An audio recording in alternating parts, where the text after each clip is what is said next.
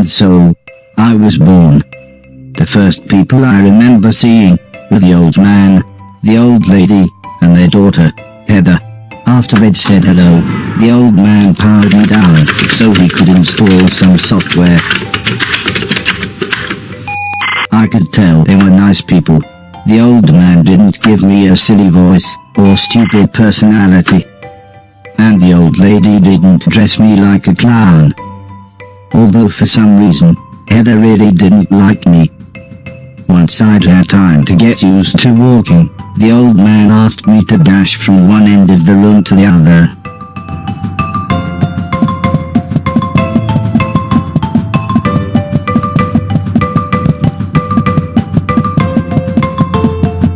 Next, the old man spent a couple of hours building some wooden platforms. He said he wanted me to jump up them, but I must admit, I was scared.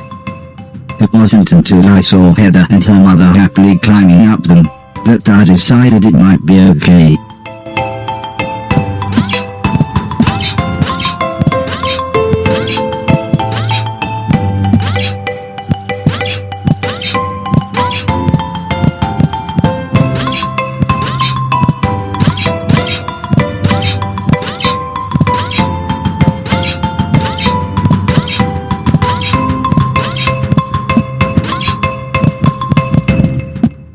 The old man then rearranged the platforms. He told me to try to reach the other end of the room without touching the floor. Heather said the floor's made of lava. But when I smiled at her, she just frowned and looked away. The old lady arranged some pillows and blankets. She said it was in case I fell, but I think she just wanted it to look more like lava.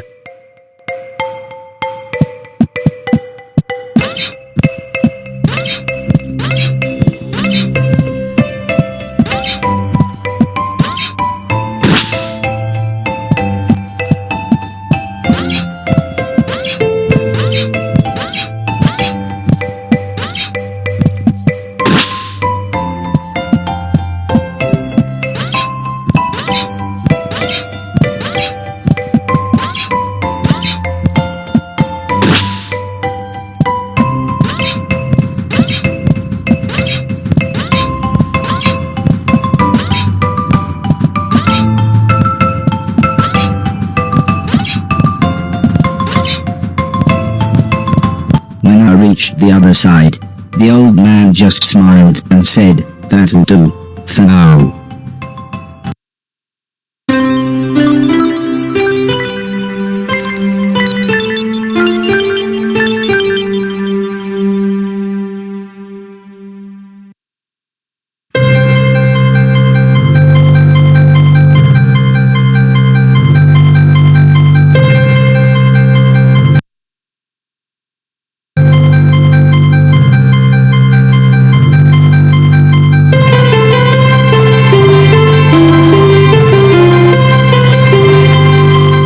Days after those first lessons, the family had a big meal, and I was introduced to everyone else.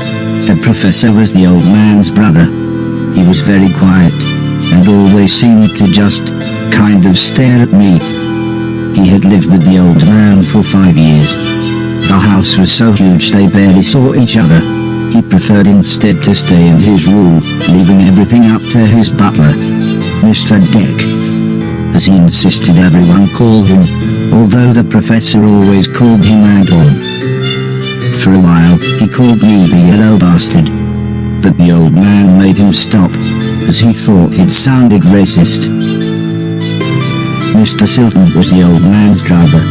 Before he worked here, he'd gotten in with some bad people and was the driver in a post office robbery, although it all went wrong for some reason. Mr. Silton showed me a video of his band. I'm sure some people must like it, but I just found it terrifying.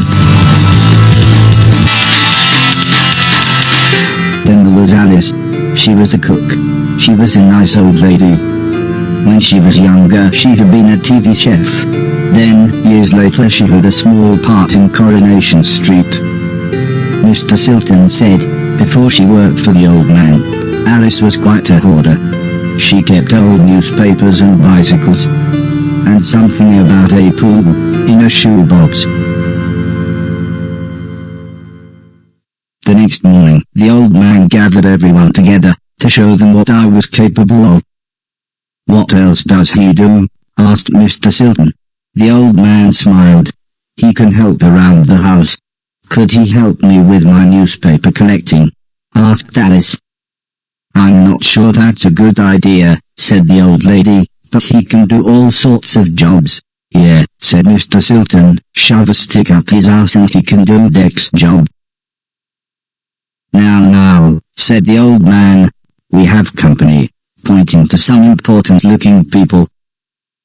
Two large men, both called Gary, set up what the old man referred to as lasers.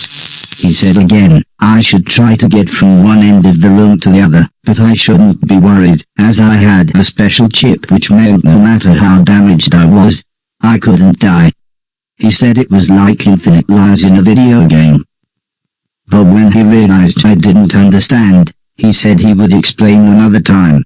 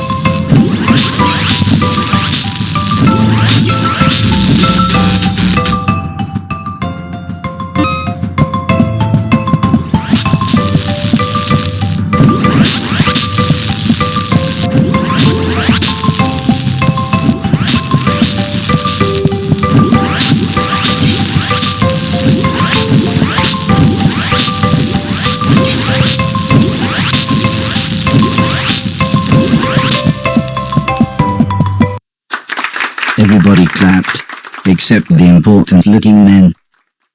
"Not exactly a cold calculated killer, is it?" said the man in black. The man in grey laughed. "What kind of artificial intelligence was that?" he asked. "Move right, unless there's something in the way." Okay, said the old man. He turned to me and whispered, "They're going to make it quite a bit tougher. But I'm sure you'll be fine."